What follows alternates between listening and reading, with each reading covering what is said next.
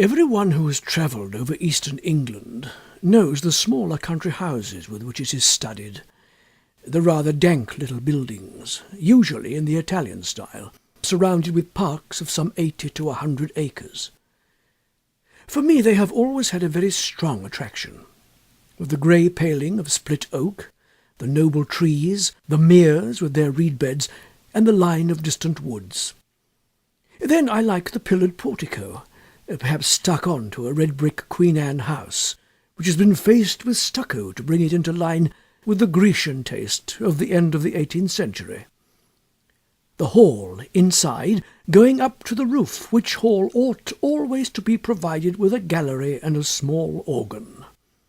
I like the library, too, where you may find anything from a Psalter of the 13th century to a Shakespeare quarto.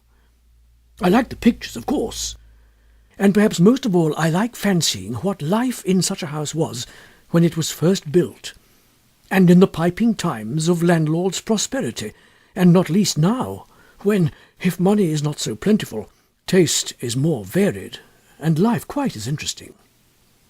I wish to have one of these houses, and enough money to keep it together and entertain my friends in it modestly. But this is a digression. I have to tell you of a curious series of events which happened in such a house as I have tried to describe.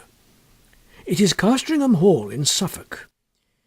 I think a good deal has been done to the building since the period of my story, but the essential features I have sketched are still there.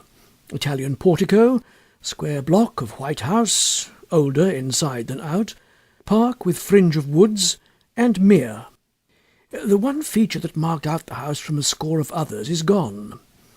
As you looked at it from the park, you saw on the right a great old ash tree, growing within half a dozen yards of the wall, and almost, or quite, touching the building with its branches.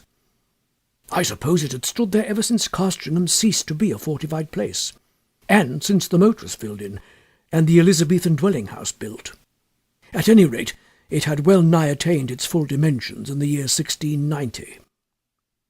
In that year the district in which the hall is situated was the scene of a number of witch trials. It will be long, I think, before we arrive at a just estimate of the amount of solid reason, if there was any, which lay at the root of the universal fear of witches in old times.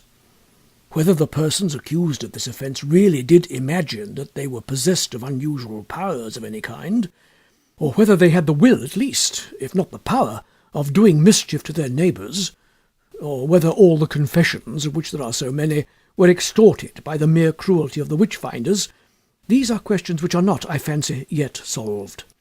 And the present narrative gives me pause. I cannot altogether sweep it away as mere invention. The reader must judge for himself.